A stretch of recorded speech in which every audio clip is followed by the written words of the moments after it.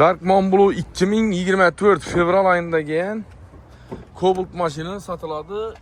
21.500 km yurgan, monitorlar qo'yilgan, chexol, evakor polik, laminatsiya bo'lgan ekan. Darkman Svet. Metan uстановка bo'lgan yumshoq balolar ham bor.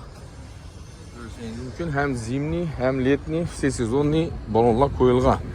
Kraskasi absolutni родной, bahası 143 milyon so'm bo'lsa beracaklar, lekin texpasport 23 hozircha 24 etib beradi ekan. Endi gaylarni aybi bilan shunda 23 olib ketgan.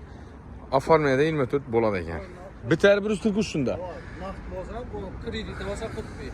Krediti bo'lsa 145 milyon so'm bo'lsa beraman deb turibdilar. Demak 19,5 milyon bilan hamma ishingiz bitadi. Oylik to'lovi 4 milyon 300, 4 milyon 400 ana shunda o'rtasi chiqib boradi dedi. Kapital bankda hisoblanganda.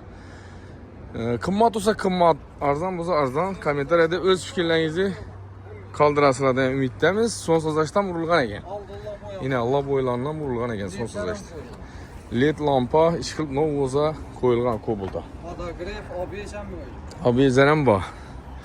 Like basıp kuzatishingizni iltimos qilib so'raymiz. Podpisatsiyani ham bosib qo'yaverasizlar. Jalqa emas. Sotiladigan mashinalar bo'lsa bemalol kelaverasizlar. Adresimiz yine Milliy gvardiyaning doğrusu. Ben Malbazar Sitafor Diamond kafede o'tgandan 10 qildi bo'ladi. Centerdan Sitaforda o'tib kelsangiz shu pena blokda hamma ko'radi chap qo'lda. Shundan keyin chap qo'lda bo'ladi. Hammaga rahmat, sog' bo'lasizlar.